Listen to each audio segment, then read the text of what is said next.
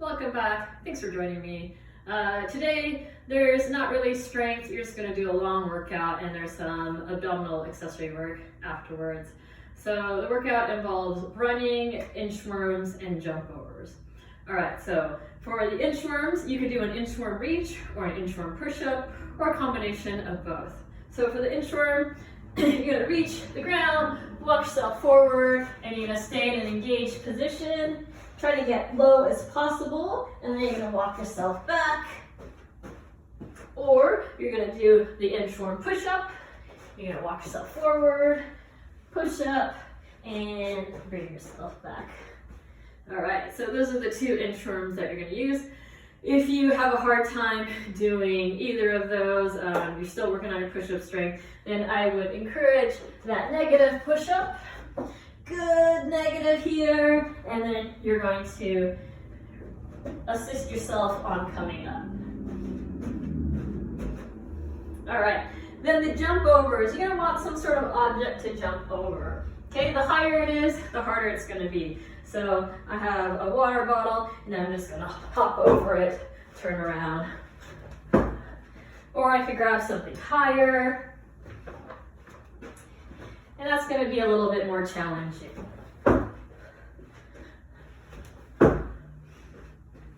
Okay. Now, if you can't run wherever you are, you're in your apartment, it just takes a lot to go out and run. You can always run in place. As long as you're doing some sort of cardio that's getting your heart rate up, you could run in place. We're looking for about 3.5 minutes of work. So if you don't want to run in place for 3.5 minutes, you could do a mixture of running in place, high knees, butt kicks, maybe some burpees, jumping jacks, just something that's keeping your heart rate up for those 3.5 minutes. Okay, so for the accessory portion after the workout, we're going to do some core strength. First one is going to be a side plank.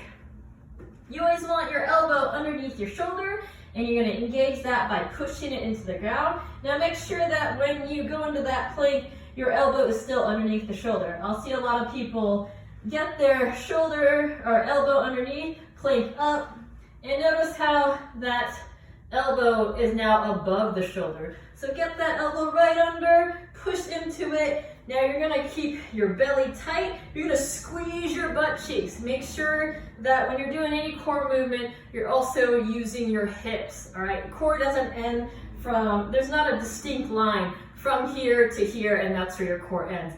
Really, you want to connect your whole body. So we're going to keep it simple. We're going to do the side plank, but make sure your whole body is working. So push that elbow into the ground. I want your palm to be flat, not gripping your fist.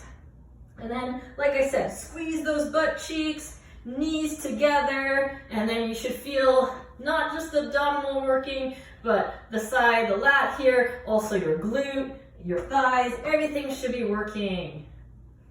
If that's difficult, you could always drop a knee. I'd rather see someone do a great modified position than an ugly, what they think is their prescribed position. They're really killing it. They're holding this for 5 minutes, but it really is not doing the intended purpose. Okay, so there's your side plank. You're gonna go right, left, or left, right, and then you're gonna go center. So same idea, elbow underneath the shoulder, palms flat. You're gonna squeeze your butt, connect that whole body, feet together, thighs together. I'm squeezing everything, and everything stays engaged while I hold this plank position. I'm not here, I'm not here, right? Not arching the back. So pull it in, keep it tight, and engage everything, not just the line from here to here. Connect it all together. After your planks, you're gonna go into a hollow rock or hollow hold. All right, so that hollow position, if you were to grab your knees and tuck it into your chest, you're going to be able to rock smoothly. If I flatten my back, I'm just flopping and not rocking. This is the position you want in that hollow hold, this knees together position. So if you could hold that hollow position, but get your feet out, okay, that's the position that you're gonna be working on. The further out those feet and hands go, the harder it is to hold that hollow position. So again, if I disengage here, my back arches, and I wouldn't be able to rock it back and forth. I just feel my back hit. So you want that hollow curve position, ribs down, tailbone tucked in, arms out, feet out if you can, and again, feet together, point those toes. Don't have your feet out, try not to bend your knees. If you need to modify, you could bend your knees, but that's the position you're gonna hold. Good positioning, don't worry about how cool am I gonna look by bringing my hands out, my feet out, when you're not engaging that core like you're supposed to. All right, so after that hollow hold, you're gonna go into a tabletop position. So, hands are gonna be out. Again, hands under the shoulders.